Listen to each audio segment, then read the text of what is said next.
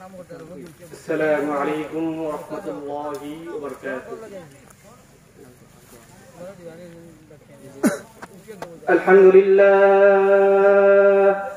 الحمد لله نحمده ونستعينه ونستغفره ونؤمن به ونتوكل عليه ونعوذ بالله من شرور أنفسنا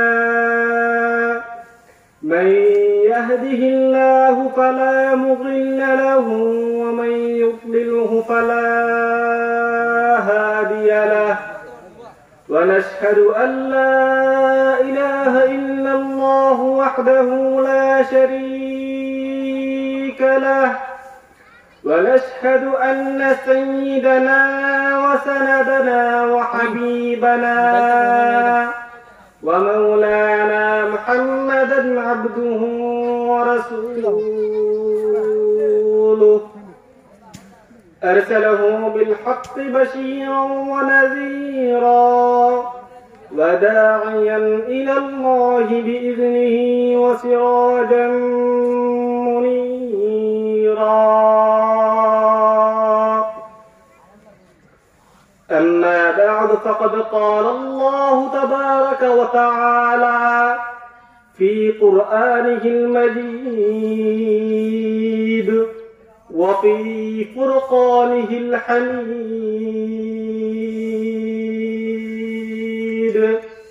أعوذ بالله من الشيطان الرجيم.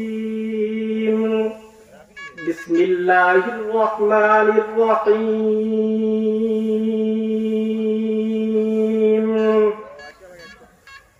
يا أيها الذين آمنوا قوا أنفسكم وأهليكم نارا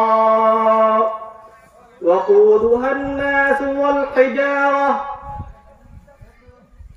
وقال رسول الله صلى الله عليه وسلم لا يدخل الجنة جسد غزي بالحرام.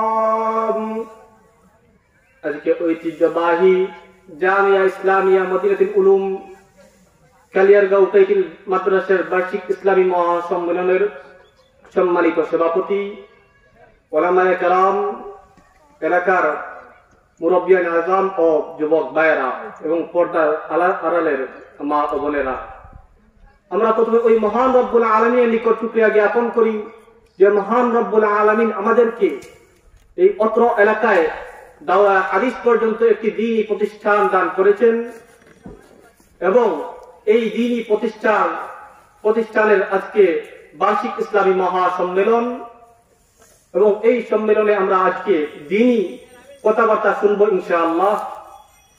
এজন্য আমরা আল্লাহ রাব্বুল আলামিনের নিকট শুকরিয়া জ্ঞাপন করি আলহামদুলিল্লাহ। আমি আপনাদের সামনে একটি আয়াত কারিমা তেলাওয়াত করেছি। আল্লাহ রাব্বুল আলামিন যদি আমাকে তৌফিক দান করেন তাহলে অল্প সময়ে কিছু কথা বলবো। ওয়া মা তাওফীকু ইল্লা বিল্লাহ। আল্লাহ রাব্বুল আলামিন কোরআনে কারিমে বলেন, ইয়া আইয়ুহাল্লাযীনা আমানু কু আনফুসাকুম ওয়া আহলিকুম নারা ওয়াকুদুহান নাস ওয়াল হিজারা। ইয়া আইয়ুহাল্লাযীনা আমানু, হে ঈমানদারগণ, কু আনফুসাকুম ওয়া আহলিকুম, তোমরা নিজেদেরকে এবং তোমাদের পরিবার পরিজনকে রক্ষা করো। কি থেকে রক্ষা করো? নারা, সেই আগুন থেকে। ওয়াকুদুহান নাস ওয়াল হিজারা, যেই আগুন হবে, যেই আগুনের ইন্ধন হবে মানুষ এবং পাথর। আল্লাহ রাব্বুল আলামিন এই আয়াতে মানুষদিগকে জাহান্নাম থেকে বাঁচার জন্য, জাহান্নাম থেকে রক্ষার জন্য সতর্ক করে দিয়েছেন, যাতে মানুষ জাহান্নামের কাজ না করে, যাতে মানুষ এমন আমল না করে যে কাজের জন্য সে জাহান্নামে যেতে হবে। আল্লাহ রাব্বুল আলামিন মানুষদিগকে জাহান্নাম থেকে বাঁচার জন্য, জাহান্নাম থেকে রক্ষা করার জন্য, নিজে জাহান্নাম থেকে যাতে রক্ষা পায় এবং তার পরিবার পরিজন আহল ও যাতে জাহান্নাম থেকে রক্ষা পায়, সেজন্য আল্লাহ রাব্বুল আলামিন এই আয়াতে আল্লাহ রাব্বুল আলামিন সতর্ক করে দিয়েছেন যাতে মানুষ জাহান্নাম থেকে নিজে এবং নিজের পরিবার পরিজন সহ যাতে এই জাহান্নাম থেকে সে কি করে রক্ষা পায়। আল্লাহ রাব্বুল আলামিন যদি মানুষ দিগকে বান্দাদেরকে যদি জাহান্নাম থেকে বাঁচাতে না চাইতেন তাহলে আল্লাহ রাব্বুল আলামিন হযরত আদম আলাইহিস সালাম থেকে নিয়ে শেষ নবী হযরত মুহাম্মদ মুস্তাফা সাল্লাল্লাহু আলাইহি ওয়াসাল্লাম পর্যন্ত লক্ষাধিক আম্বিয়া কেরাম পাঠাতেন না। যদি আল্লাহ রাব্বুল আলামিন তার বান্দাদেরকে জাহান্নাম থেকে বাঁচাতে না চাইতেন তাহলে জান্নাতের পথ নির্দেশনের জন্য আল্লাহ রাব্বুল আলামিন আসমানি কিতাবসমূহ পাঠাতেন না। যদি আল্লাহ রাব্বুল আলামিন বান্দাদেরকে জাহান্নামের আগুন থেকে জাহান্নাম থেকে যদি বাঁচাতে না চাইতেন তাহলে মৃত্যু পর্যন্ত তওবার দরজা খোলা রাখতেন না। আল্লাহ রাব্বুল আলামিন বান্দাদের প্রতি অতি রহম, আল্লাহ রাব্বুল আলামিন বান্দাদের প্রতি অতি মায়া এবং দয়ার কারণে আল্লাহ রাব্বুল আলামিন বান্দাদেরকে জান্নাতের পথ নির্দেশনা করে দিয়েছেন, জান্নাতের পথ বাতলে দিয়েছেন এবং আল্লাহ রাব্বুল আলামিন জাহান্নাম থেকে বাঁচার জন্য, জাহান্নাম থেকে রক্ষা করার জন্য আল্লাহ রাব্বুল আলামিন এই আয়াতে আল্লাহ রাব্বুল আলামিন সতর্ক করে দিয়েছেন যাতে মানুষ জাহান্নাম থেকে রক্ষা নিজে করে। জাহান্নামের শাস্তি অতি ভয়াবহ, জাহান্নামের শাস্তি দুনিয়ার কোন শাস্তি, দুনিয়ার কোন ভয়াবহ জাহান্নামের এই অল্প ভয়াবহ অল্প শাস্তির কিনারায়ও যেতে পারবে না। জাহান্নামের শাস্তি এত ভয়াবহ যে মানুষ এর আত্মা জ্বালিয়ে পুড়িয়ে দেবে। আল্লাহ রাব্বুল আলামিন কোরআন কারীমে জাহান্নামের শাস্তির কথা অনেক বলে দিয়েছেন। জাহান্নামে মানুষের কপালে গলায় ইন্ধন, মানুষের গলায় তার লাগানো হবে। আল্লাহ রাব্বুল আলামিন মানুষদেরকে জাহান্নাম থেকে বাঁচার জন্য সতর্ক করে দিয়েছেন এবং জান্নাতে যেতে পারে সেই পথ বাতলে দিয়েছেন। জাহান্নামের কঠোর শাস্তি এবং জান্নাতের প্রশান্তির একটি হাদিস আপনাদেরকে বলবো। হাদিস শরীফে এসেছে যে আল্লাহ রাব্বুল আলামিন এক লোককে ডাকবেন যে তার জীবনে সব সময় কষ্ট, সব সময় পেরেশানি, সব সময় দুঃখে কাটিয়েছে।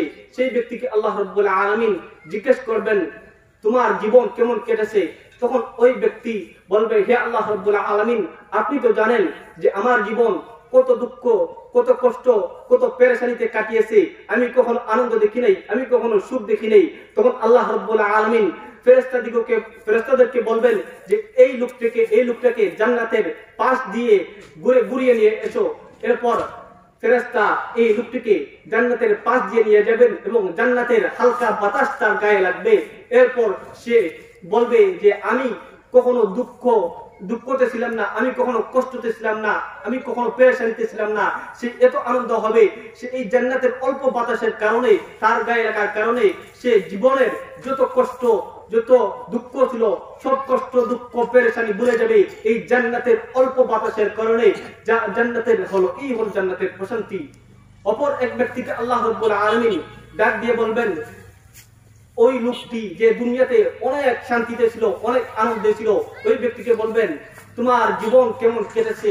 তখন ওই লোকটি বলবে আমার জীবন এত আনন্দ কেটেছে যে আমি কখনো দুঃখ কষ্ট পেরেশানি আমার জীবনে ছিল না।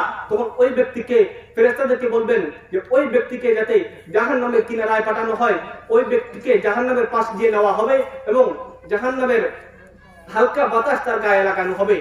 এরপর ওই ব্যক্তিকে জিজ্ঞাসা করা হবে তোমার কি অবস্থা, তোমার জীবন কেমন কেটেছে?